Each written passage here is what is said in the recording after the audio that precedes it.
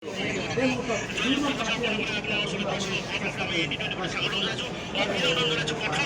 অভূতপূৰ্ব বিজয়ৰ দিশে সোণাৰী সমষ্টি বিধায়ক ধৰ্মেশ্বৰ কোঁৱৰ ডাঙৰীয়া ইতিমধ্যে বিজেপি প্ৰকৃত প্ৰাৰ্থীগৰাকী প্ৰায় 24,000 অধিক ভোটত ইতিমধ্যে তেওঁ জয়যুক্ত হৈছে আৰু পোনে পোনে আপোনাৰ ওচৰলৈ গৈছোঁ। সৰ্বপ্ৰথমে আমি ND24 স্বাগতম জনাইছোঁ, অভিনন্দন জনাইছোঁ। প্ৰথমটো প্ৰতিক্ৰিয়া কি হ'ব?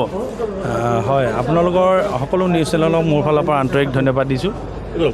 যিহেতু আজি আমাৰ 26 নিৰ্বাচনৰ ফলাফল আজি ঘোষিত হ'ল। শেষ পৰ্যায়ত আজি উপনীত হৈছোঁ। প্ৰায় 24,000 অধিক ভোটত মই বিশেষকৈ মই ভাৰতীয় জনতা পাৰ্টি দলৰ হৈ আজি বিজয় সাব্যস্ত কৰিবলৈ সক্ষম হ'লোঁ।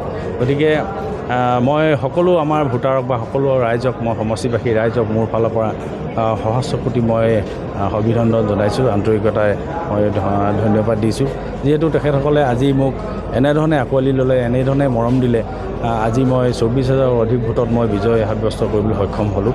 গতিকে আজি এই ভাৰতীয় জনতা পাৰ্টি দলে সমগ্ৰ অসমত আজি 100ৰো অধিক হয়তো আসন পাবলৈ সক্ষম হ'ব। তাৰে এখন আমাৰ সোণাৰী সমষ্টি। আমাৰ চৰাইদেউ জিলাত দুটা সমষ্টি আছিল, দুইটা সমষ্টি আমি বিজয় হাঁহি মাৰিবলৈ সক্ষম হ'লোঁ। গতিকে সকলো ৰাইজক, আমাৰ অসমবাসী ৰাইজক, লগতে আমাৰ সমষ্টিবাসী ৰাইজকো মোৰ ফালৰ পৰা আন্তৰিক ধন্যবাদ দিছোঁ। এটা কথা আহিছে, এটা চৰ্চা চলিছিল, চিপৰাং চলিছিল, আচলতে হলঠেকত পেলাবলৈ বিজেপি প্ৰকৃত প্ৰাৰ্থীগৰাকী হলঠেকত পেলাবলৈ চিপৰাং চলিছিল। সামাজিক মাধ্যমত নেতিবাচক এটা প্ৰচাৰ চলিছিল। তাৰ পাছতো আপুনি কিন্তু হেলা ৰঙে সকলো দিশ ওফৰাই আজিৰ তাৰিখত আপুনি 24,000 অধিক ভোট লাভ কৰিবলৈ সক্ষম হৈছে। ইয়াতে আপুনি কাক অৰিহণা আছে বুলি ভাবে? আপুনি যিসকলে চিপৰাং মাৰিছিল সেইসকলে ৰাইজৰ উন্নতিৰ কথা চিন্তা কৰা নাছিল, ৰাইজৰ সুখ দুখৰ কথা চিন্তা কৰা নাছিল, কিন্তু অকল নিজৰ স্বাৰ্থৰ কথা চিন্তা কৰিছিল। কিন্তু মোৰ সেইটো নহয়। মোৰ এটা বিশ্বাস আছিল, ৰাইজক মই সদায় ৰাইজৰ কাষত থাকোঁ, ৰাইজৰ লগত থাকোঁ, সুখ দুখত মই তেওঁলোকৰ সমভাগী হওঁ। যিকোনো কথাত, যিকোনো সমস্যা তেওঁলোকৰ মই সমাধান কৰিবলৈ মই চেষ্টা কৰোঁ। সেইকাৰণে ৰাইজে মোক আঁকোৱালি ল'লে। মোৰ এটা দৃঢ় বিশ্বাস আছিল, মই 20-25 ভিতৰত যে মই জয়ী হ'ম, এইটো মই সকলো আগতে মই কৈ থাকোঁ। কিন্তু এই পৰ্টেল চেনেল হওক কিছুমানে যিহেতু কৈ থাকে যে ইমানৰ ভিতৰতে জিকিব, এনেকুৱা হ'ব বা 50-50 হৈছে, আমাৰ নিউজ লাইভ চেনেলেও এতিয়া তেনেধৰণে কৈছিল। গতিকে তেতিয়া মোৰ মনটো অকণমান শংকিত হৈছিলোঁ। হ'লেও কিন্তু মোৰ মানুহৰ ওপৰত বা ৰাইজৰ ওপৰত, মোৰ ভোটাৰসকলৰ ওপৰত মোৰ এটা বৃহৎ তাৰমানে আস্থা আছিল, যিটো আস্থাই আজি মোক সঁচাকৈ প্ৰমাণিত কৰি দিলে। আজি মোক 24,000ৰো অধিক ভোটত আজি মোক জয়ী কৰাই তেওঁলোকে আজি সদনলৈ পঠিয়ালে।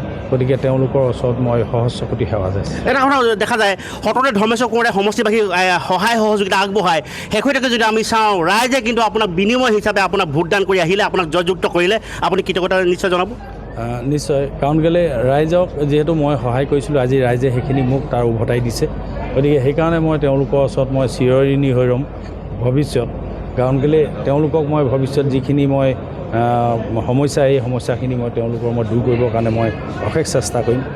আৰু তেওঁলোকৰ এইখিনি দুখ সুখৰ সমভাগী হৈ মই তেওঁলোকক সদায় আগুৱাই লৈ যোৱাত আৰু তেওঁলোকৰ বিপদ আপদত মই তেওঁলোকৰ কাষত থিয় দি মই ভৱিষ্যত যাতে মই সমষ্টিটো আগুৱাই লৈ যাব পাৰোঁ। নিশ্চয় আপোনালোক শুভেচ্ছা থাকিল। ইতিমধ্যে আচলতে সমষ্টিৰ বিজেপিৰ জয়ী প্ৰাৰ্থীগৰাকী ইতিমধ্যে আমি দৃশ্য দেখুৱাইছোঁ। আৰু আমিও ND24 বিধায়কগৰাকীক, সোণাৰী সমষ্টিৰ বিধায়ক ধৰ্মেশ্বৰ কোঁৱৰ ডাঙৰীয়াক ইতিমধ্যে জনাইছোঁ অফুৰন্ত শুভকামনা।